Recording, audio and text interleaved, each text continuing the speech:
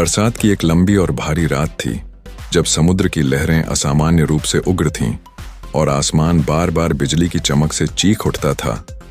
उसी समुद्र के किनारे बसे छोटे से तटीय गांव में रहने वाला मछुआरा रघुवीर अपनी पुरानी लकड़ी की नाव के पास बैठा जाल सुलझा रहा था। उसकी आंखों में समुद्र जैसा धैर्य और हाथों में वर्षों की मेहनत की दरारें थीं। वह जानता था कि समुद्र कभी भी किसी का सगा नहीं होता, फिर भी वही उसका पेट पालता था। उसी समय शहर से आई पुलिस जीप की लाल नीली लाइटें गांव की कच्ची सड़क पर घूमी और हर झोपड़ी के बाहर डर की परछाइयां खड़ी हो गईं, क्योंकि खबर फैली थी कि समुद्र के रास्ते बड़े स्तर पर अवैध तस्करी हो रही है और ऊपर से दबाव था कि किसी भी हाल में दोषी पकड़ा जाए।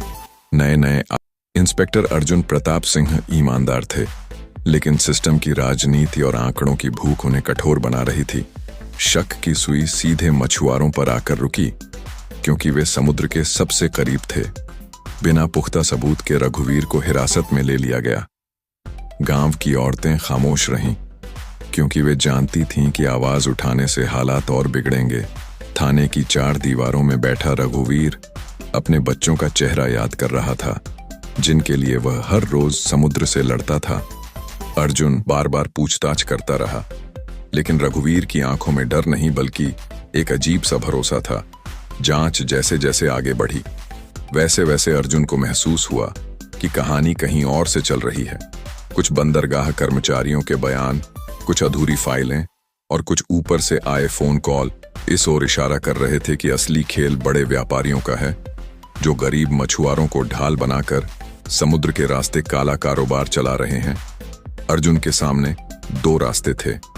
एक आसान रास्ता, जिसमें किसी गरीब को अपराधी बनाकर केस बंद कर दिया जाए, और दूसरा कठिन रास्ता जिसमें सिस्टम से टकराना पड़े। उसी रात समुद्र में भयानक तूफान उठा और खबर मिली कि तस्करी से भरी नावें समुद्र में फंसी हुई हैं। रघुवीर ने थाने में बैठकर अर्जुन को बताया कि वह लहरों की भाषा समझता है और अगर देर हुई तो जाने जाएंगी। अर्जुन ने पहली बार वर्दी के बाहर इंसान बनकर फैसला लिया और रघुवीर को साथ लेकर समुद्र की ओर निकल पड़ा। लहरें नाव से टकरा रही थीं, हवा चीख रही थी और हर पल मौत करीब लग रही थी। रघुवीर ने अपनी जान दांव पर लगाकर एक एक कर नावों को किनारे की ओर मोड़ा। उसी दौरान एक नाव पलटी और रघुवीर बुरी तरह घायल हो गया, लेकिन उसने रस्सी नहीं छोड़ी। पुलिस ने मौके पर पहुंचकर पूरे गिरोह को पकड़ लिया। सुबह जब तूफान थमा तो समुद्र शांत था, लेकिन गांव का इतिहास बदल चुका था। अर्जुन ने मीडिया और अफसरों के सामने सच रखा।